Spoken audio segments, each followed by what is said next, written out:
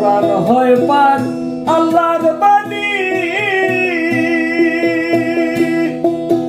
জিবরাইল দিয়াছে আমি।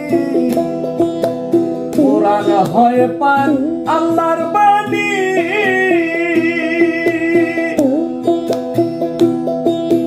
জিবরাইল দিয়াছে আমি। জ্ঞান ও মনের জানা জানি, জ্ঞান ও মনের জানা জানি, কথা কয় রাসূলে জবান।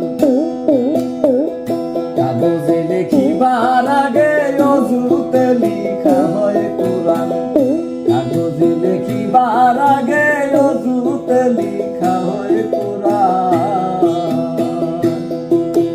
যে পড়েছে অজুত কোরআন, যে পড়েছে অজুত কোরআন, তার খোদা হয় বর্তমান।